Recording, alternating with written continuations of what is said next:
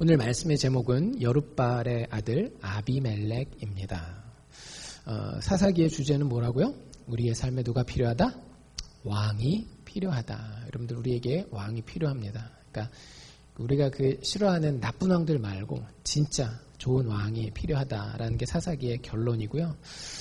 우리가 지금까지 이제 몇몇 사사들을 살펴봤고 아까 말씀드린 대로 오늘 기드온이라고 하는 사사의 이야기를 끝낼 거예요. 벌써 이제 이게 네 번째인데 지난주에 보면 이제 기드온의 인생이 막바지로 이렇게 가는 걸 봤어요. 기드온이 사실은 죽었습니다. 8장에서. 오늘 우리가 9장 읽지만 8장에서 죽었어요. 여기까지 숙제 다 하셨는지 모르겠어요. 집에서 안 하신 분들은 8장까지 한번 읽어보십시오. 이번 주는 9장이 숙제입니다. 되시면 10장까지 읽으시고요.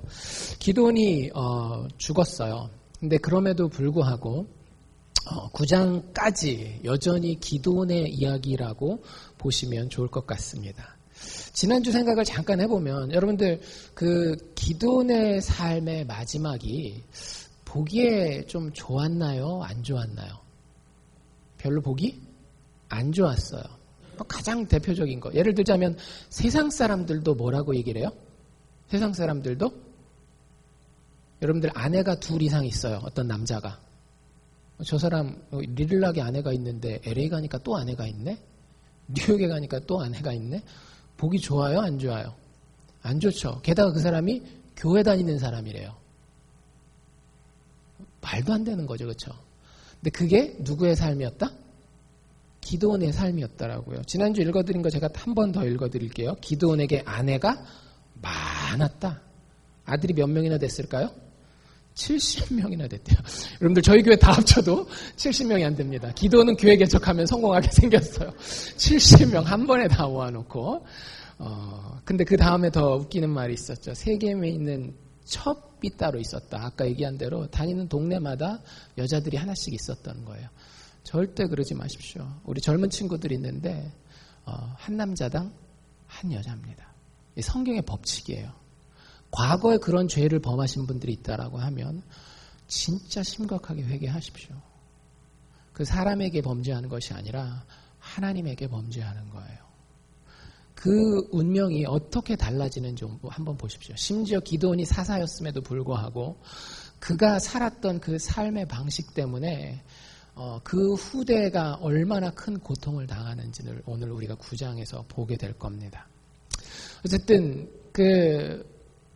기드온이 그렇게 할 수 있었던 이유는 뭐였어요? 누구를 바라보지 않았기 때문에? 하나님이 세운 자였음에도 불구하고 하나님의 구원자로 사사로 부름을 받았음에도 불구하고 하나님을 바라보지 않고 누구를 바라봐요? 막 사람들이 박수치는 거 사람들 바라보죠. 또 주변 환경이 이게 나한테 도움이 되나 안 되나 자꾸 재요. 우리가 사실 이걸 비겁하다 그러거든요. 주변 환경을 자꾸 보고 재고 그랬어요. 또 누굴 봐요? 자기 자신을 보는 거죠. 내가 지금까지 살아온 경험이 어떤데 막 이래가면서 신앙적으로는 굉장히 경건한 말들을 한 것 같지만 결국에는 하나님이 아닌 다른 것들 주변의 사람과 환경과 자기 자신을 자꾸 바라보는 그런 모습이 기드온의 말년 모습이었다라고 하는 걸 보게 됩니다. 그래서 그 결론이 그 유산이죠. 유산이 9장에 쭉 나와요. 지난주에 제가 존경하는 목사님 설교를 한 편 들었어요. 그러니까 제가 이제 존경하는 목사님들은 둘 중에 하나예요. 진짜 복음에 헌신을 하든지 아니면 제가 같이 지내봤더니 이분은 진짜다라고 하는 거. 그분이 진짜였어요.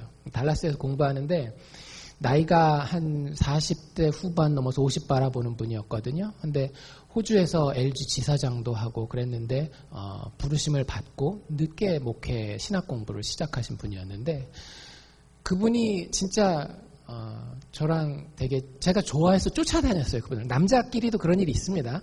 그분이 좋아서 제가 늘 쫓아다녔어요. 그분이 어떤 분인가 하면 그 달라스 다운타운에 저희 학교가 있었거든요. 그럼 보통 한국 분들은 뭐 달라스 왔다 갔다 하시는 분들은 아시겠지만 플레이노라든지 조금 더 위 프리스코 뭐 이런 데에서 이렇게 집들을 많이 가지고 계세요. 그래서 그분은 거기 계셨는데 북쪽에 계셨는데 아침에 도서관을 문을 열 때 제일 먼저 오시는 분이 이분이에요. 그리고 나서 문 닫을 때 가시는 분이 이분이에요. 월요일부터 토요일까지. 토요일 점심은 그래서 제가 늘 대접했어요. 목사님 오십시오. 제가 뭘 대접하겠습니까? 그때 저희 집사람이 일했거든요.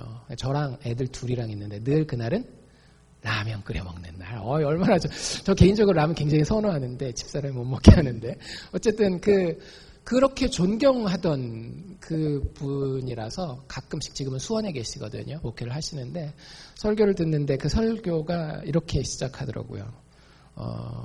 술에 취한 사람은 운전을 해서는 안 됩니다. 그러면서 이제 한국의 도로교통법을 딱 얘기를 해줘요. 그래서 저도 궁금해서 여기 알칸사 법도 한번 찾아봤어요. 그 driver's license 공부하는 책이라든지 이런 걸 보니까 이렇게 기록되어 있더라고요. If you drink alcohol, do not drive. 뭐 헷갈리거나 뭔가 이렇게 회색지대가 있거나 그런가요? 아니죠. drink 했으면, 술 마셨으면 운전하지 말아라. 혹시 최근에 면허 따신 분, 혈중 알코올 농도가 몇 프로 정도 되시면 구속되는지 아십니까? 0.08%. 그러니까 굉장히 작은 양이에요. 굉장히 작은 양인데 0.08%만 있으면 경찰이 여러분을 잡아서 감옥에다가 넣을 수 있고요. 뭐 하여튼 그거에 대한 여러 가지 처벌은 다른 범죄보다 더 심합니다. 그래서 그 책에 뭐라고 나와 있는가 제가 보니까 만약에 술을 마실 거면 2명 이상의 사람들이 같이 마시러 가라. 그리고 그 중에 1명은 술을 마시지 말아라. 돌아올 때 운전하기 위해서. 만약에 그 사람이 너무 억울해하면 어떻게 해라? 다음번에 갈 때 바꿔라. 그 사람 마시고 다른 사람이 이제 순서로 친구들끼리 그 정도 공평함은 있어야죠. 그래라 라고 얘기를 하고 만약에 다 마셨다. 그럼 어떻게 해라? 대중교통을 이용하거나 택시를 불러라. 이게 정확하게 그 운전면허 공부하신 분들은 거기 써 있는 거예요. 그런 이야기가 나와 있어요. 여러분들 운전할 때 왜 술 마시고 운전하면 안 됩니까? 술 마시고 운전하면 목적지에 도착하기가 힘듭니다. 못 도착하는 경우들도 종종 있고요. 도착하는 동안 힘들어요. 그리고 만약에 사고라도 나면 나나 가족이나 타인들에게 많은 피해를 주죠. 그 목사님이 실제 겪었던 일인데 지금은 한국에서 목회하시지만 그 프리스코에서 목회를 하실 때 교회 한 청년이 그러니까 여러분들 교회 다닌다고 다 구원받은 게 아니에요. 술을 잔뜩 거하게 드신 거예요. 그리고 역주행을 시작했습니다. 속으로 이렇게 생각했겠죠. 왜 모든 차들이 다 나를 향해서 달려오지? 하면서 역주행을 하면서 쫙 간 거예요. 근데 여러분들 우리는 농담이니까 이렇게 얘기를 하죠. 그 친구가 사고를 냈어요. 사고가 났는데 이 친구는 살았어요. 그냥 좀 다치고 말았는데 그 사고를 당한 반대차에 타고 있었던 사람이 이렇게 팍 부딪히면서 눈 있는 데를 갖다가 이렇게 찔렸나 봐요. 그래서 그 사람은 실명했습니다. 여러분들 술 마시면요 운전하면 된다 안 된다? 안 된다. 상식입니다. 법이고 어쩌고 저쩌고를 다 떠나서 사람이 양심이 있으면 술 마시면 운전하지 말아야 돼요. 목적지에 도착하지 못하고 다른 너무나 많은 사람들에게 피해와 고통을 주게 됩니다. 뭐 꼭 술 취하지 않았다 할지라도 내가 너무 졸릴 때도 어떻게 해야 되는 거예요? 사실은 잠깐 운전대를 놓고 쉬는 게 맞는 거예요. 왜? 차량이라고 하는 건 뭘 담보로 하기 때문에 생명을 담보로 하는 거잖아요. 생명을 담보로 하는 거기 때문에 술 취했다든지 졸렸다든지 아니면 운전을 할지 몰라요. 면허가 없어요. 그럼 운전하면 안 되는 거예요. 여러분들 이렇게 우리가 차를 가지고 운전하는 것이 마치 무엇과 같은가 하면 우리의 인생과 비슷합니다. 인생의 운전대 여러분 지금 누가 잡고 계십니까? 대부분은 여러분들 어렸을 때 이 노래 기억하십니까? 내 인생은 나의 것, 내 인생은 나의 것 이런 노래가 한국에서 한때 유행했던 적이 있어요. 부모님 걱정하지도 마시고 간섭하지도 마시고 뭐 이런 노래가. 그래서 운전대를 누가 꼭 잡기를 원하는 거예요? 내가 잡기를 원하는 거죠. 언제부터? 아주 어릴 때부터 이거 잡기를 원해요. 그래서 나중에 그 곡이 나중에 금지곡이 될 뻔했었던 그런 사람도 있었습니다. 왜냐하면 한국의 부모들이 그러면 안 되지. 네 인생은 네 게 아니야. 뭐 이런 식으로 얘기를 해가지고. 근데 어쨌든 나이가 어린 젊은 사람이건 나이가 많은 뭐 노인이 되었건 간에 우리는 내 인생의 운전대를 내가 잡고 있습니다. 여러분들 여기서 이렇게 한번 질문해 보세요. 과연 지금 내 인생의 운전대를 잡아야 할 사람이 잡고 있는지 아니면 잡지 말아야 될 사람이 내 인생의 운전대를 잡고 있는지를 한번 생각해 보십시오. 여러분들 왜 부모님들이 자녀들한테 나쁜 친구 사귀지 말라, 나쁜 친구 사귀지 말라 그럴까요? 100% 다 그런 건 아니지만 많은 경우에 자주 좋지 않은 친구를 사귀게 되면 그 자녀의 운전대를 누가 잡게 돼요? 그 좋지 않은 친구의 영향력이 확 잡아버리게 되잖아요. 그래서 어려움을 많이 당하게 되는 걸 어른들은 경험해봤고 직접적이 됐건 간접적이 됐건 경험을 해봤기 때문에 인생의 운전대를 함부로 맡기지 말라고 자기 자녀들한테 알려주는 거예요. 근데 그게 애들에 대한 이야기만이 아니라 누구에 대한 이야기다? 인간 전체에 대한 이야기라고요. 그래서 이 아침에 한번 잘 생각해 보세요. 지금 내 인생이라고 하는 이 자동차의 운전대는 바른 사람이 잡고 있는지를 생각해 보시라고 하는 거예요. 오늘 본문 이야기로 들어가면 본문 이야기의 주인공은 아비멜렉이라고 하는 사람입니다. 아비멜렉.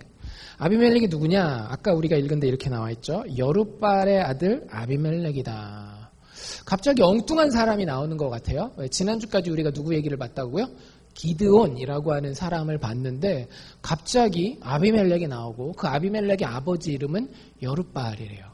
기억력이 좋고 눈치가 좀 빠르신 분들은 하고 이 커넥션이 연결될 거예요. 이 여룻바알이 사실은 누구예요? 기드온이에요. 여러분들 우리가 읽은 그 6장이었나요? 6장에 넘어가면 기드온의 이야기가 처음 시작되는 데 있어서 처음에 하나님이 기드온에게 준 첫 번째 미션이 있었습니다. 뭐였죠? 그 아버지 집이 우상신을 만들고 우상신을 파는 그런 집이었어요. 기드온네 집이. 그래서 거기에 있는 바알 신상을 갖다가 깨뜨리고 불태워라. 이게 그 기드온이 받은 첫 번째 미션이었거든요. 그래서 무서워가지고 밤에 몰래 가가지고 하는데 어쨌든 그렇게 바알 신상을 무너뜨렸다. 바알 신상을 태웠다. 바알 신상이랑 싸웠다 해가지고 기드온이 얻게 된 별명이 여룻바알이에요. 바알과 논쟁하다, 바알과 다투다. 그러니까 이름 좋은 이름입니까? 안 좋은 이름입니까? 좋은 이름입니다. 왜? 하나님을 위해서 우상신과 싸울 만한 신앙적인 열심을 가진 사람이라는 뜻이에요. 그러니까 기드온이라는 이름보다도 어쩌면 여룻바알이라는 이름이 훨씬 더 의미 있는 이름일 수 있는 거예요. 그럼 그 여룻바알에게서 나온 아들은 어때야 되는 거예요? 역시 우상신을 배격하고 하나님만 바로 섬기는 아들이어야 될 거 아니에요. 그런데 오늘 보면 아비멜렉은 그렇지 못합니다. 물론 여러분들 우리가 알고 있는 대로 기드온 역시 어땠어요? 기드온도 하나님을 잘 섬기는 것 같았지만 실제 내용을 뒤집어 까놓고 보니까 속에 있는 내용은 굉장히 잘못된 것들이 많았잖아요. 그래서 그 겉의 모습이 아닌 속의 모습이 잘못된 것이 최종적으로 어떻게 끝장이 나는가를 보여주는 게 오늘 9장의 이야기예요. 기드온 이야기의 후속편이라고 이야기할 수도 있고요. 혹은 기드온 이야기의 끝판, 결론이다라고 이야기할 수 있는 겁니다. 그래서 기드온부터 시작된 그 잘못된 어떤 신앙의 방향성, 이스라엘 사람들이 바라보는 지도자, 왕에 대한 그런 개념이 이 가문과 나라 전체를 갖다가 말아먹는 아주 재앙적인 결과를 오늘 보게 돼요. 아비멜렉이라는 사람이 오늘 9장 1절에 처음 나온 게 아니에요. 어디 나왔을까요? 이 아비멜렉이라는 사람 자체가 8장 뒤에 나왔습니다. 아비멜렉은 뜻이 무슨 뜻인가 하면 아버지는 왕이십니다. 이런 뜻이에요. 아버지는 왕이십니다. 이 아비멜렉이라고 누가 이름 붙였게요?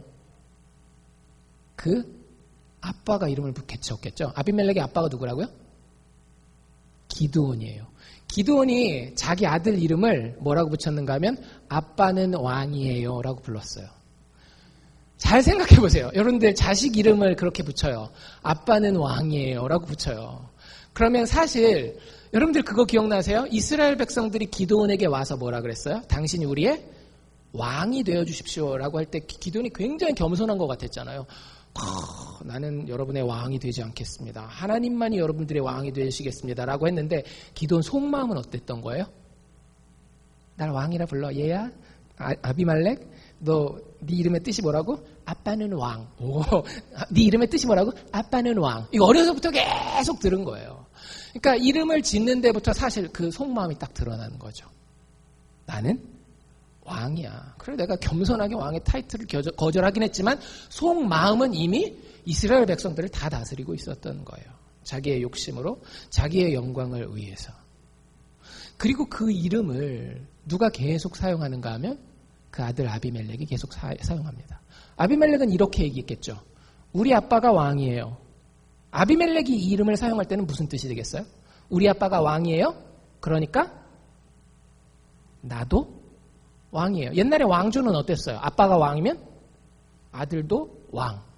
아비멜렉이 그 아버지의 그걸 그대로 전수받은 거예요. 여러분들 조심하십시오. 부모가 가진 신앙의 습관이라든지 색깔, 혹은 부모가 가진 도덕성의 방향, 부모가 가진 인생의 가치에 대한 기준이요. 느끼시는지 모르겠어요. 저는 목회자로서 어른들과 자녀들을 만날 기회가, 동시에 그 가정을 두 세대를 볼 기회가 많았거든요. 한국에서부터. 근데 진짜 귀신 같아요. 이건 유전자 이상의 것이에요. 유전자 이상의 것이 부모가 가진 그대로 자식에게 나타납니다. 심지어는 제 자신의 경험도 그래요. 제 자신의 경험도 나는 이게 굉장히 우리 아버지나 어머니가 하는 것 중에서 싫다라고 했던 거 있잖아요. 나중에 보면 나한테 있을까요? 없을까요? 진짜 깜짝 놀랄 정도로 나한테 내가 싫어했던 그 모습이 그대로 남아있어요. 그래서 그런 부분들에 있어서 여러분들 우리가 조심해야 됩니다. 뭐 가문의 저주가 흐른다 그런 정도는 아니지만 실질적으로 우리가 오랫동안 같이 지내는 존재들이기 때문에 부모의 영향력은 자녀들에게 지대해요. 정말로 커요. 어쨌든 그런 부분에 대해서 아비멜렉은 기드온이 숨겨놨던 그 마음이 아비멜렉 대에 내에서가는 마음뿐만 아니라 겉 행동으로 확 다 나타나요. 결국에는 여러분들 구장을 아시는 분들은 아시겠지만 이 사람이 왕이 되거든요. 절대 왕이 되어서는 안 됐던 사람이에요. 정말로 난폭운전하는 사람들 아시죠? 길에 가다 보면 진짜 무법자들이 있죠. 알칸사는 많지는 않지만 그래도 가끔씩 가다 보면 뿡뿡 하고 막 샥샥 이렇게 가는 사람들 있잖아요. 그런 식으로 난폭하게 이스라엘이라고 하는 나라의 운전대를 잡고 이끌고 가는 사람이 바로 이 아비멜렉이라고 하는 사람입니다. 이 사람이 왕이 어떻게 되는지부터가 심상치가 않아요. 이제 우리가 그 2절 읽은데 1절 2절에 보면 아비멜렉이 세겜이라고 하는 동네에 찾아갑니다. 여러분들 세겜을 기억하십니까? 세겜은 기드온의 첩이 있었던 거예요. 제가 늘 말씀드리죠. 성경에서는 일부 다처제를 지지한다 안 한다? 절대 지지하지 않습니다. 남편이 바람을 피우거나 남편이 또 다른 아내를 가질 때마다 성경은 재앙과 저주가 있는 걸 보여줘요. 세겜에 뭐가 있었다라고요? 아내가 아니라 첩이 있었다라고 말씀하잖아요. 근데 그 첩에게서 난 이름이 8장에 나와 있었어요. 제가 다시 한번 읽어드릴게요. 8장 31절. 세겜에 있는 첩도 아들을 낳았다. 그 말고도 70명 있다라 그랬잖아요. 근데 세겜에 있는 아들도 첩을 낳았는데 그 이름을 무엇이라 하였더라? 아비멜렉이라 하였더라. 그럼 이제 아비멜렉의 정체가 좀 확실하죠. 기드온의 아들이긴 아들이지만 진짜 족보에 올라온 아들은 아니고 그냥 싸질러 놓은 아들이에요. 진짜 제가 기드온 제 앞에 있었으면 많이 때려줬을 것 같아요. 절대 이러면 안 돼요. 남자가 절대 이러면 안 됩니다. 자녀는 가정 안에서 크는 거예요. 가정 안에서 생산돼야 되는 거고. 근데 나왔어요. 그리고 그 결과가 어떻게 되는지 보십시다.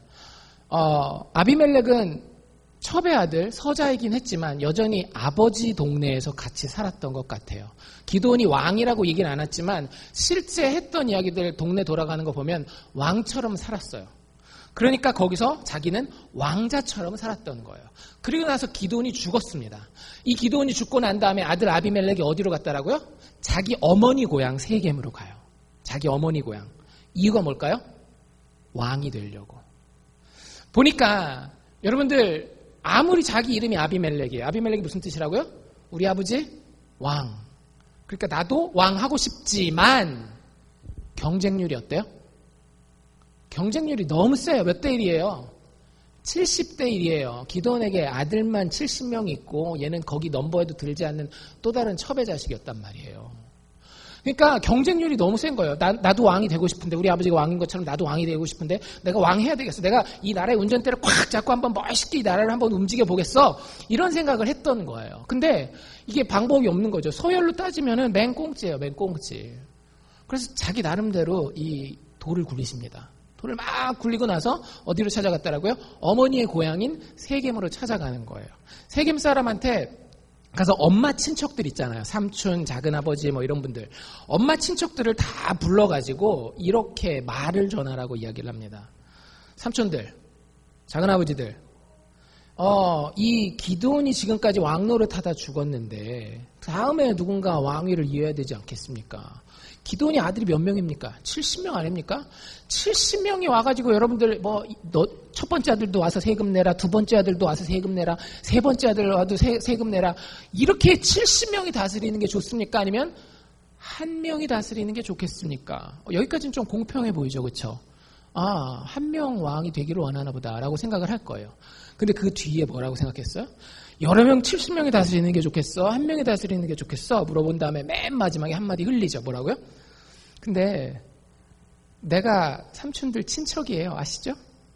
작은아버지, 외삼촌 막 이래가면서 제가 친척이에요. 한 명이 왕이 되는 게 좋을까요? 70명이 왕이 되는 게. 이게 무슨 얘기예요? 70명 다 제끼고 자기를 왕으로 밀어달라고 하는 거예요. 이 사람들이 그 말을 세겜 온 동네에다가 전하고 다닙니다. 그래서 세겜에서 쉽게 얘기하자면 이제 소문이 퍼지는 거예요. 야, 기드온의 아들들 중에 누군가 왕이 돼야 될 텐데 거기서 막 여러 사람이 내가 왕이네, 네가 왕이네 그러면 힘들 텐데 한 명이 왕 되는 게 좋을 것 같아. 누가 왕이 되는 게 좋을까? 야, 아비멜렉 있잖아. 아비멜렉 엄마가 여기 세겜 출신 아니야, 세겜 출신. 그래가면서 그쪽으로 밀자는 쪽으로 여론이 형성이 됩니다. 그리고 나서 마을에 유력한 사람들이 다 모아서 돈을 다 갖다 줘요. 그러니까 정치를 하려면 뭐가 필요해요? 정치 자금이 필요하잖아요. 그래서 그 4절에 보면 은 70개를 탁 준비해가지고 갖다 줍니다. 4절에 보면 뭐라고 돼 있는가 하면 은 70개를 내어서 그에게 주었더니 아비멜렉이 그것으로 그 돈을 정치 자금을 가지고 뭘 하는지 잘 보십시오. 그것으로 방탕하고 경박한 류의 사람들을 사서 자기를 쫓게 했대요. 누구를 산 거예요? 깡패들 산 거예요. 건달들 산 거예요. 그 사람들이 자기와 함께 가서 뭔가 할 일이 있겠죠. 무슨 일을 해야 될까요? 5절에 이런 이야기가 나옵니다. 오브라에 있는 그 아비의 집으로 가서, 이 오브라가 기드온이 왕 노릇했던 고향 땅이거든요. 거기에 이 자기 깡패 부하들을 다 데리고 간 거예요. 여룻바알의 아들, 그러면서 성경이 이렇게 표현합니다. 곧 자기 형제 70명. 아무리 배다른 형제라 할지라도 하나님 눈에는 뭘로 보인 거예요? 형제로 보인 거예요. 근데 자기 형제 70인을 한 반석 위에서 쳐 죽였으니 오직 여룻바알의 말째 아들 요담만 스스로 숨어서 도망갔다라는 얘기가 나와요. 여러분들 그런 일을 할 수 있겠어요? 여러분들이 미워하는 사람들이 있어요. 그럼 여러분들에게 돈이 충분히 있으면 깡패 사가지고 70명을 하루에 죽일 수 있겠습니까? 이게 웬만한 사람은 못하는 일이에요. 아비멜렉이 굉장히 난폭한 사람이었습니다. 힘을 얻기 위해서는 최종적으로 자기가 원하는 결과를 얻기 위해서는 무슨 일도 할 수 있는 사람이었어요. 그래서 세겜 사람들이 그 이야기를 딱 듣고 이제 됐다라고 생각하는 거예요. 그 뒤에 6절에 뭐라고 나오는가 하면 세겜 모든 사람들과 그 옆 동네 또 밀로라는 동네가 있었나 봐요. 밀로의 모든 족속 사람들이 모여가서 세겜에 있는 기둥 상수리 나무 아래서 아비멜렉으로 왕을 삼았다. 이렇게 됩니다. 드디어 자기가 원하던 뭐가 된 거예요? 왕이 된 거예요. 왕이 됐어야 한다라고요? 되지 말았어야 한다라고요? 되지 말았어야 되는 사람이에요. 여러분들 가끔씩 그런 거 못 느끼십니까? 저 사람이라는 말도 아까운 사람 있죠. 저놈의 자식. 아버지가 되지 말았어야 되는데. 얼마 전에 이영 누구죠? 하여튼 그분 아시죠? 자기 딸 친구 데려다가 성추행하고 죽이고 결혼한 사연부터 여러분들 그 쭉 읽어보신 분들은 아시겠지만 결혼하게 된 사연 자체가 한 집안의 가장이 되어서는 안 되는 사람이었어요. 왕을 아무나 시키면 안 돼요. 만약에 여러분들이 혹시 내가 지금 있는 이 자리가 나에게 부족한 자리라고 하면 여러분들 정말로 하나님 앞에 도움을 구하면서 하나님 내가 바른 리더가 될 수 있도록 나를 꼭 좀 도와주십시오라고 이야기하십시오. 불쌍히 여겨주십시오라고 기도하십시오. 그게 안 되면 나도 죽고 가족도 죽고 주변에 있는 다른 사람들도 다 죽는 거예요. 실제 그런 일이 일어나요. 근데 여러분들 아비멜렉에게만 문제가 있습니까? 누구에게도 문제가 있는 거예요? 이 세겜 사람들에게도 문제가 있는 거예요. 우리나라의 왕을 누구를 세워야 되느냐를 무슨 기준만 가지고 본 거예요? 나한테 도움을 줄 수 있는지 없는지, 네 편이냐 내 편이냐 이 편 나눠가지고 나한테 나의 이익만 그렇게 막 찾아가지고 왕을 세운 거예요. 세겜 사람들만 그랬나요? 뒤에 보면 어떤 표현이 나오는가 하면 이 아비멜렉은 그럼 세겜만 다스렸나? 아니에요. 22절에 보면 아비멜렉이 이스라엘을 다스렸다 이런 말이 나와요. 그 무슨 얘기냐면 이스라엘 전체가 아비멜렉이 왕이 되었을 때 침묵 가운데 동의한 거예요. 침묵 가운데 동의도 여러분들 동의한 겁니다.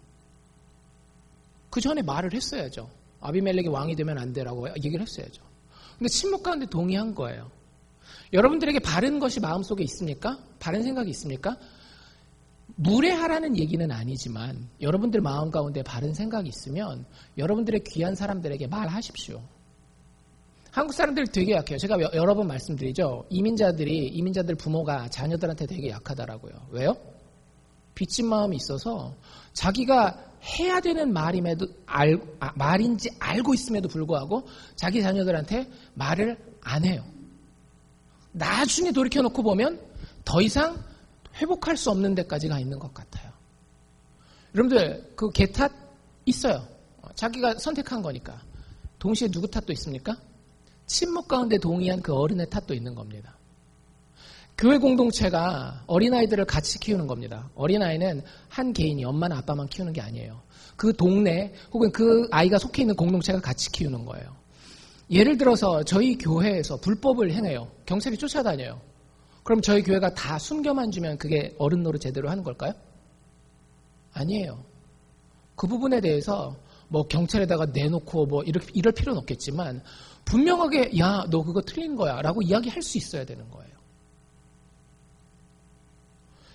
이스라엘 백성들은 침묵 가운데에 왕이 되지 말아야 할 아비멜렉이 왕 되는 것을 찬성하고 있는 겁니다. 하나님 보시기에 아비멜렉도 잘못됐고요. 세겜 사람들도 잘못됐고 온 이스라엘이 사실은 잘못된 거예요. 어떤 측면에 있어서? 잘못된 왕을 선택하는 데 있어서. 여러분들 분명히 하나님 보시기에 잘못된 왕은 존재합니다. 잘못된 운전수는 존재해요. 우리 인생에도 똑같습니다. 우리 인생에 잘못된 운전수가 있어요. 여러분들 그걸 누구의 기준으로 판단하셔야 되는가 하면 하나님의 기준으로 판단하셔야 돼요. 그 이후에 어쨌든 70명을 다 죽이고 왕이 된 이후에 이 왕이 됐다라는 얘기를 누가 듣게 되는가 하면 아까 한 명 살아서 도망갔죠. 누구였어요?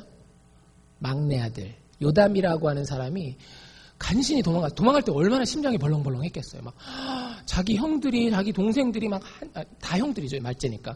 자기 형들이 한 자리에서 피를 절절 흘려가면서 살려줘 하면서 죽어가는 그 모습을 봤으니까 트라우마가 얼마나 컸겠어요. 막 그 상황에서 이제 집으로 어디로든지 피신 가 있는데 마지막 최종적으로 가슴에다 못을 박는 일이 뭐 소식을 듣게 되는데 그게 무슨 얘기를 듣게 돼요? 자기 형들을 다 죽인 그 아비멜렉이 이스라엘 전체의 왕이 됐다라는 이야기예요. 더 이상 이거는 겁난다고 참을 수 있는 이야기가 아닙니다. 그래서 요담이 세겜 있는 데로 가요. 세겜이 이렇게 골짜기처럼 낮은 지역이거든요. 골짜기인데 이제 좀 넓은 평지 있는 낮은 지역이에요. 그래서 세겜 양 옆으로 두 개의 산이 있어요. 하나는 그리심산과 하나는 에발산이 있습니다. 여기가 사실 모세가 마지막 이스라엘 백성과 언약 갱신을 했던 곳인데 그 중에 그리심산으로 올라가요. 그리고 밑에 있는 세겜 사람들한테 들으라고 큰 소리로 이야기를 하는데 무슨 얘기를 했을까요? 신발놈의 자식 뭐 이런 얘기 욕하지 않고요. 재밌는 이야기, 우화를 하나 들려줍니다. 나무나라 이야기. 나무나라 이야기. 나무나라가 있었대요. 그런데 그 나무나라 나무들이 하루는 왕이 필요하다라고 생각한 거예요. 그래서 나무들 중에 괜찮은 나무를 찾아가야 될 거 아니에요. 제일 처음에 찾아간 나무가 무슨 나무였는가 하면 감람나무, 우리가 얘기하는 올리브 나무 있잖아요. 그 올리브 나무를 찾아가서 우리의 왕이 되어주십시오. 너는 와서 우리의 왕이 되어라 라고 이야기를 합니다. 근데 이 감람나무가 어떻게 하는가 하면 그걸 거절해요. 와, 나의 기름이 얼마나 존귀한 것인데, 이 기름이 하나님을 높이는 그런 기름인데 그것을 놔두고 니들을 다스리러 왕하러 갈 수 없다라고 거절을 했대요. 근데 나무들이 너무 왕이 필요한 거예요. 그래서 두 번째 나무를 찾아갑니다. 두 번째 나무는 무화과 나무였어요. 여러분들 무화과 나무는 이 중동 지역에서 굉장히 귀한 나무입니다. 올리브 나무도 마찬가지. 이 무화과 나무는 물론 올리브 나무가 제일 위고요. 무화과 나무는 조금 그 밑인데 어쨌든 올리브 나무가 안 되니까 무화과 나무를 찾아간 거예요. 그래서 무화과 나무한테도 똑같은 얘기를 해요. 너도 와서 우리의 왕이 되라 라고 이야기를 했는데 무화과가 야, 내가 이렇게 아름답고 단 열매를 내는데 가서 니네한테 왕 노릇하면 이거 열매 못 맺으니까 난 안 가겠다. 왕 안 되겠다. 이렇게 얘기를 했대요. 그래서 세 번째 나무, 이제 거기서 한 단계 더 내려오죠. 포도나무를 찾아가요. 똑같이 너는 와서 우리의 왕이 되라라고 얘기를 하는데, 야, 내가 이 포도 열매에서 포도주가 나면 사람과 하나님을 기쁘시게 하는 세수를 만들 텐데 내가 어찌 이 귀한 일을 버리고 너희들 왕이 되겠느냐. 됐다, 안 가겠다 얘기를 해요. 세 번 거절당했죠. 그 다음에 찾아간 나무는 무슨 나무였는가 하면 가시나무를 찾아갑니다. 여러분들, 사실 이게 우리의 절박함을 보여줘요. 인생은 이 나무나라처럼요. 누군가가 내 삶의 지탱이 될 수 있는 왕을 필요로 해요. 근데 많은 경우 어떤지 아십니까? 여러분들 20대 초반 남자가 여자를 볼 때, 여자가 남자를 볼 때 수준이 어때요? 굉장히 높죠. 모든 걸 다 가진 남자여야만, 모든 걸 다 가진 여자여야만 결혼할 수 있다, 사귈 수 있다. 근데 이제 나이가 꺾어져요. 30대까지 아직 결혼을 못했습니다. 그럼 어떻게 되죠? 그 정도는 내가 봐줄 수 있지. 이렇게 좀 낮아져요. 만약에 40대를 이제 진입했어요. 그럼 어떻게 되겠어요? 결혼만 하면 됐지 뭐. 아니 물론 결혼 안 해도 괜찮은 사람들도 있지만 결혼을 해야 되겠다라고 하는. 근데 대부분의 사람들이 여러분들 가정을 가지기를 원합니다. 일반적인 것 같아요. 40대가 넘어가면 그때부터는 그냥 결혼만 할 수 있으면, 아주 특별한 하자만 없으면, 막 이런 일들이 우리 주변에 생기는 거예요. 여러분들 결혼만 그런 줄 아세요? 자녀에 대한 것도 마찬가지고요. 나 자신에 대한 커리어도 마찬가지고요. 인생에서 우리는 왕을 찾긴 찾는데 시간이 지나가면 갈수록 어떤 왕을 찾는가 하면 사실은 수준이 낮은 왕을 찾고요. 결국에는 그 왕이 나를 해할 수도 있음에도 불구하고 그래도 없는 것보다는 낫지 하고 그 왕을 내 왕으로 삼아요. 마지막에 이 나무나라 나무들이 가시나무를 찾아갔다니까요. 그리고 그 가시나무에게 왕이 되어주십시오 딱 얘기를 했더니, 여러분들 나쁜 놈들은요 기회를 잘 잡아요. 참 우리 주변에 좋은 사람들만 많으면 좋은데, 여러분들 주변에 더 쉽게 붙을 수 있는 사람은요, 나한테 해를 끼치거나 부정적인 영향을 미칠 수 있는 사람들이 훨씬 더 쉽게 붙습니다. 그래서 인간관계 하실 때에 너무 쉽게 사람에게 혹하지는 마세요. 성경의 여러 사례에서 보이는 그런 예들이에요. 어쨌든 혹해서 왕이 된다 그러니까 너무 좋아가지고 왕 이렇게 하면서 갔더니 가시나무가 왕이 딱 돼서 나무들을 다 모아놓고 하는 얘기가 이 얘기입니다. 너희가 참으로 나에게 기름을 부어서 나를 너희의 왕으로 삼겠거든 와라. 그리고 내 그늘에 다 피하라. 여기까지는 왕을 너무너무 잘 뽑은 줄 알았어요. 근데 그 뒤에 무슨 얘기를 하는가 하면, 근데 혹시 너희 나무들 중에 내 밑에 내 그늘 아래 와서 피하지 않으면 불이 나의 가시에서 팍 나와서 네가 무슨 나무가 됐든지 간에, 네가 아무리 잘난 레바논 백향목 같은 나무를 할지라도 너를 싹 다 태워버릴 것이다, 이런 얘기를 해요. 여러분들 꼭 기억하십시오. 우리가 인생에서 왕을 잘못 고르잖아요. 여러분의 인생은 활활 다 타서 없어집니다. 진짜인지 아닌지는 여러분들 나이 먹으면서 경험해 보시고요. 나이 이미 드신 분들은 그런 경험을 한번 되돌이켜 보십시오. 내가 인생에서 왕을 잘못 선택하잖아요. 내 인생은 다 타버려서 죄도 남지 않습니다. 그런 이야기를 이렇게 해요. 세겜 사람들한테 이 요담이라고 하는 막내 아들이. 그리고 나서 그게 무슨 뜻인지를 얘기를 합니다. 야, 니들 아비멜렉으로 왕을 삼았냐? 그게 진짜 진실하고 의로운 일이냐? 이게 기드온, 너희를 구원한 이 기드온의 집에 니네가 진짜 이렇게 보답하면 되겠어? 이렇게 얘기를 합니다. 그리고서 하나님의 이름으로 저주 같은 이야기를 하고 가요. 뭐라고 이야기를 하는가 하면 19절 20절인데요. 만일 너희가 기드온과 그 집에 대하여 행한 이것이 진실하고 의로운 일이면 너희가 아비멜렉을 인하여서 아비멜렉 왕 삼은 것을 인하여서 너희가 즐기고 아비멜렉도 너희를 인하여서 즐기게 될 것이다. 근데 사실 그게 아니잖아요. 만약 너희가 기드온한테 잘 대한 게 아니라고 한다면 20절이요. 그렇지 아니하면 아비멜렉에서 불이 나와서 세겜 사람들과 밀로 사람들을 불살라버릴 것이고 또 세겜 사람들에게서 밀로 사람들에게서 불이 나와서 아비멜렉을 불살을 것이다 하고 거기까지는 굉장히 용감하게 얘기하다가 갑자기 이제 현실 파악이 된 거예요. 이거 위험하다 하고 열심히 도망갑니다.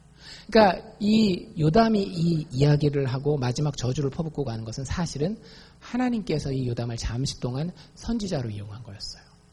너희들이 하나님이 원하시는 왕이 아닌 다른 왕을 선택했고 그 과정에서 지은 죄가 너무 크기 때문에 하나님이 보시고 판단하시고 심판하시기를 원한다. 그 마지막 표현을 여러분들 꼭 기억하십시오. 아비멜렉에게서 불이 나와서 세겜 사람을 태우고 세겜 사람에게서 불이 나와서 아비멜렉을 태우리라. 이 일이 진짜 귀신같이 그대로 이루어져요. 3년 동안 허니문. 22절에 아비멜렉이 이스라엘을 다스린 지 3년이 되었다라고 얘기를 하잖아요. 3년 동안은 세겜 사람들도 우리 고륙지친 아비멜렉 하면서 쫙 밀어주고 아비멜렉도 세겜 사람들이 필요한 거 있으면 자기가 왕이니까 다 이렇게 막 길이 필요해? 자, 길 가서 닦아. 세겜의 고속도로 제 1번이야. 먼저 닦아, 거기부터. 이런 식으로 해가지고 서로 돕고 상보상조하고 3년을 잘 살았어요. 근데 여러분들 하나님이 보고 계셨을까요? 안 보고 계셨을까요? 하나님 보고 계십니다. 하나님 죄에 대해서는 절대 잊지 않으세요. 여러분들 꼭 기억하셔야 됩니다. 죄에 대해서 하나님 잊지 않으셔요. 우리가 죄 지으면 여러분들 하나님 잊으실까요? 안 잊으실까요? 안 잊으셔요. 우리가 죄 지을 때마다 하나님 어디로 찾아가실까요? 죽음의 자리로 찾아갑니다. 우리가 예수 믿는다라고 한다면 그 죽음의 자리는 십자가 죽음의 예수 그리스도의 죽음의 자리고요. 우리가 예수 믿지 않는다라고 한다면 우리의 인생의 죽음의 자리로 하나님 반드시 찾아오셔요. 죄에 대해서는 대가를 물으십니다. 3년 동안 괜찮다라고 생각하시면 안 되는 거예요. 3년이 지나고 났을 때에 23절에 뭐라고 되어 있는가 하면 하나님이 아비멜렉과 세겜 사람들 사이에 악한 신을 보냈다. 여러분들 참 신기하죠? 잘 지내던 사람들 중에 그런 경험 해본 적 없으세요? 굉장히 잘 지내던 사람인데 어느 날 갑자기 원수가 되는 거예요. 나중에 보면 그 별거 아닌 그거 가지고 뭐 때로는 큰 일 때문에 그렇게 되기도 하고 여러분들 그 이면에 뭔가 있을 수도 있다라고 하는 생각을 꼭 하십시오. 그 이면에 뭔가 있을 수도 있다라고 하는 특별히 내가 하나님 앞에 제대로 서지 못했다라고 했을 때에 여러분들 그 이면은 반드시 살펴봐줘야 돼요. 하나님이 아비멜렉과 세겜 사람들 사이에 악한 영을 보내셨다라고 하는 거예요. 그래서 세겜 사람들이 아비멜렉을 배반합니다. 어떤 일이 벌어지는가 하면 아비멜렉이 이제 수도에서 나라를 다스리고 있잖아요. 그러니까 아비멜렉이 여러분들 폭력적인 사람일수록 어떨까요? 다른 사람의 물건을 쉽게 내 것처럼 생각하죠. 여러분들 젊었을 때, 어렸을 때, 중학교 때, 고등학교 때 동네 깡패 형들 아시는 분 계셨어요? 제가 개인적으로 동네 깡패 형들은 몰랐지만 제가 이 얘기하면 이해하시는 분이 있고 이해를 못하시는 분들이 있을 거예요. 그 동네 공고가 있잖아요. 공업고등학교? 공고가 있으면 그 동네는 무섭습니다. 공고에 다니는 분들이 이제 대학을 안 가시는 인생을 이미 놓으신 분들이 많기 때문에 거기 잘못 갔다가는 다 주고 와야 돼요. 진짜 다 주고 와야 돼요. 왕이죠. 그 동네 왕이죠. 그 골목에 진짜 왕이죠. 왕들은 항상 난폭하게 남의 것을 뺏어요.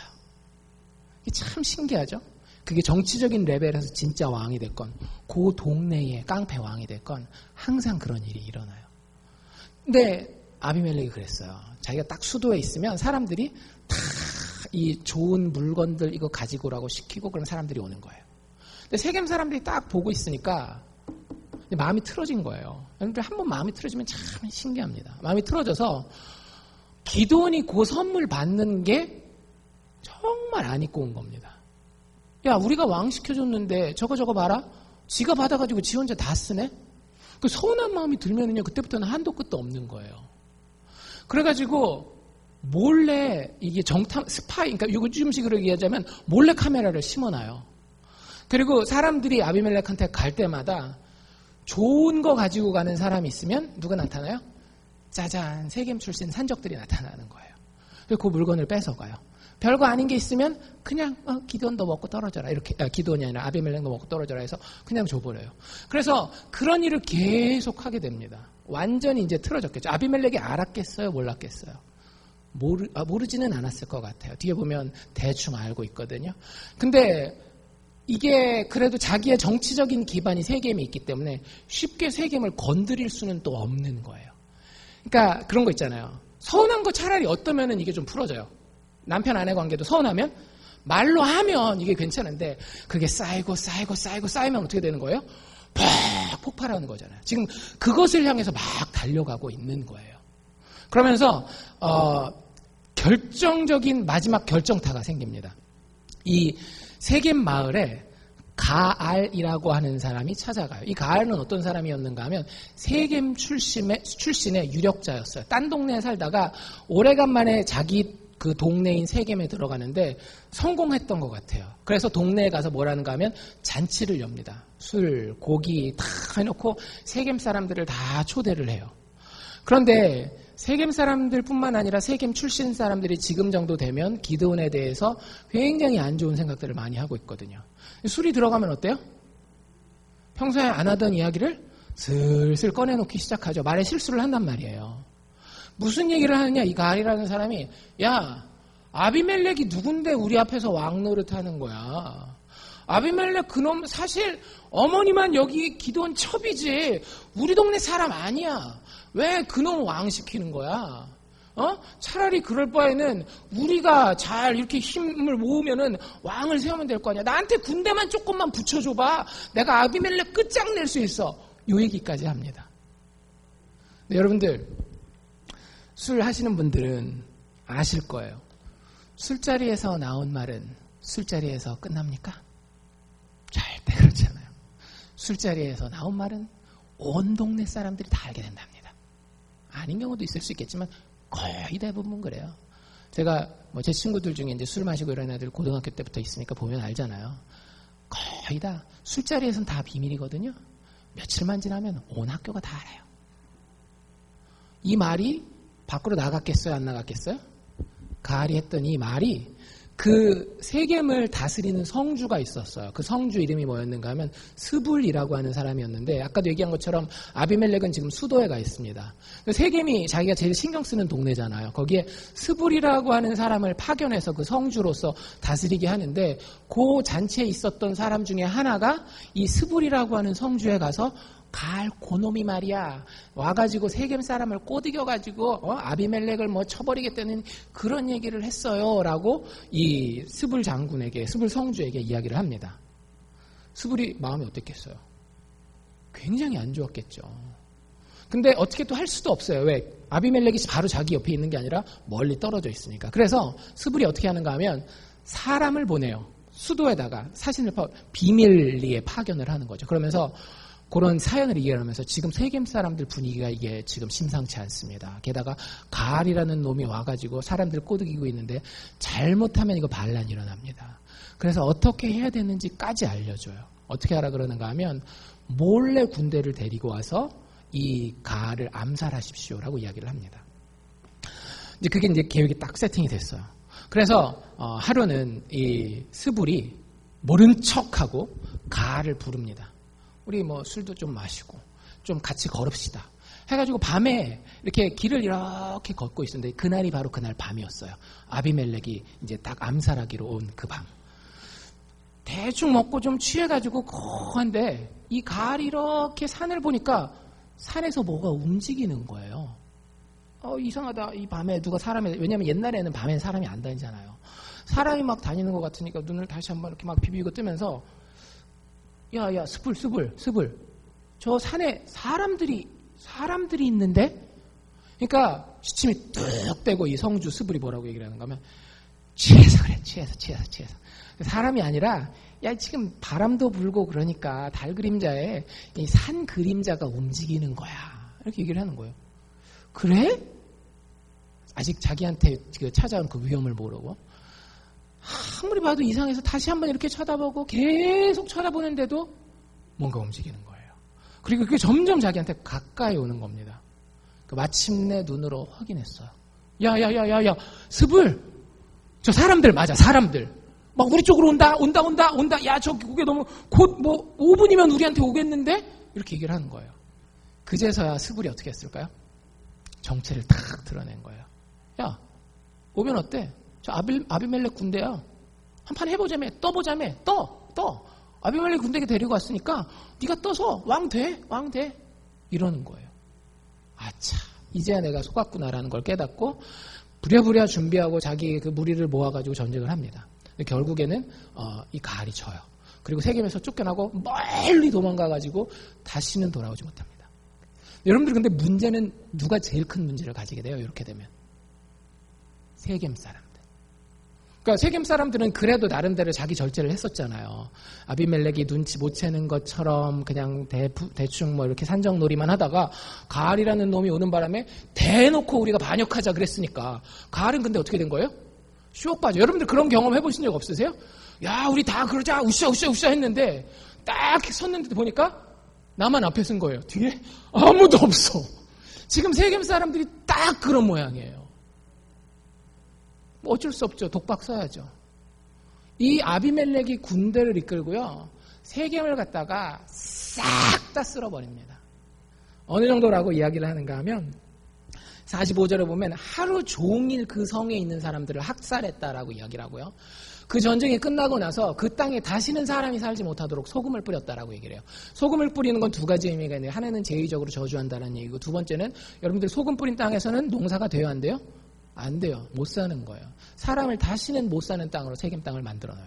거기서도 도망친 사람들이 막 부랴부랴 도망가서 그 큰 건물 안에 이렇게 숨었어요. 그 이방신을 섬기던 신당이 있었거든요. 그 신당 안으로 섬겼는데 그 신당에다가 불을 붙여가지고 1000명을 동시에 태워 죽입니다. 와. 여러분 아까 그 나무나라 이야기 기억나세요? 마지막에 요담이 뭐라 그랬어요? 너희가 하나님 앞에서 악을 행하였으면 아비멜렉에서 불이 나와 너희를 살 것이다. 정확하게 그렇게 되잖아요. 다 태워 죽이는 거예요. 근데 그 다음이 더 재밌어요. 그 다음에 이 세겜 사람들을 도왔던 다른 사람들이 있었잖아요. 아까 뭐 밀로 사람들이라든지 그 사람들까지 이제 이 아비멜렉 입장에서는 이제 이 추세를 몰아서 이 여세를 몰아서 싸그리 다 이제 쓸어버리고 완전히 내가 독재를 하겠다 이런 생각을 가지고 그 다음 마을을 향해서 가는데 50절에 보면 그 마을 이름이 데베스라고 하는데요. 근데 보니까 이거 게임이 안 되겠는 거예요. 데베스 사람들이. 그래서 처음엔 좀 막는 척하다가 안 되겠다 다 버리고 이 망대 그 타워 같은 데로 여기는 도저히 못 들어온다 해가지고 그 안으로 싹 다 숨어요. 근데 이미 해봤잖아요. 이 아비멜렉이 방금 전에 세겜 사람들 어떻게 됐어요? 그 건물 하나에다 몰아넣고 싹 다 태워 죽였잖아요. 할 수 있다. 된다라는 생각을 가지고 그 망대에 돌격 앞으로 나를 따르라 하고 사람들을 싹 다 이끌고 가요. 근데 이놈이 난놈이긴 난놈이에요. 앞으로 하고 자기는 뒤로 빠진 게 아니라 앞으로 하고 자기가 진짜 제일 앞서 나갔어요. 그래서 망대니까 좀 높을 거 아니에요. 그 망대를 올라가려고 딱 하고 있는데 헐. 그걸 불태우려고 그 앞에 딱 서 있는데 53절에 보면 한 여인이 이름도 안 나와요. 한 여자가 맷돌 윗짝을 뭐 총도 아니고요. 활도 아니고 맷돌 이렇게 가는 거. 맷돌 윗짝을 아비멜렉의 머리 위에 내려 던져서 그 두개골을 깨뜨렸다. 이런 걸 세 글자로 뭐라 그러죠? 개죽음. 개죽음 아닙니까? 자기 진짜 뭔가 할 수 있다, 하고 있다, 이거면 내가 영웅이 된다라고 생각했는데 이게 뭐예요? 자기도 그게 개죽음인 줄 알았어요. 그래서 어떻게 하는지 아세요? 자기 옆에 자기 무기 들고 쫓아다니는 그 꼬봉 있잖아요. 꼬봉한테 야, 내가 여자한테 죽을 수는 없어. 그러니까 네가 나를 찔러 죽여라. 해가지고 그 옆에 있는 애가 실제 아비멜렉을 찔러서 죽이게 됩니다. 결국에 그 세겜 사람에게서 나온 불이 누구를 죽이는 거예요? 아비멜렉을 불살라버렸죠. 잘못된 왕을 선택하면 이런 결과가 있습니다. 그 이후에 이스라엘은 수십 년 동안 굉장히 큰 어려움을 당해요. 그들이 다양한 이방신과 또 본인들이 보기에 합당해 보이는 사람을 운전대에 갖다 놓았을 때 그들의 삶은, 그들의 역사는 결코 아름답지 못했어요. 이스라엘은 아비멜렉이라고 하는 잘못된 권력에 취해 있는 이 운전자를 선택함으로써 심각한 대가를 치르게 됩니다. 여러분들, 이제 다시 우리의 자동차로 돌아옵시다. 우리의 자동차의 운전석에 앉아있는 사람은 혹시 취한 사람이 아닙니까? 권력에 취해 있는, 쾌락에 취해 있는, 여러 가지 케이스가 있겠지만 한 가지만 생각해 보세요. 여러분들, 나의 인생의 운전대를 아직도 내가 잡고 있습니까?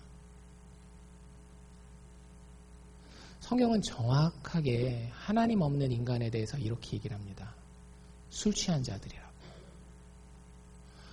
제가 얘기하는 건 술 마시는 분들 얘기를 하는 게 아니라는 걸 아셔야 돼요. 하나님 없는 인간을 성경은 술 취한 사람들이라고 얘기를 해요. 에베소서에 보면 사도 바울이 성령에 대한 이야기를 하면서 이렇게 얘기를 하죠.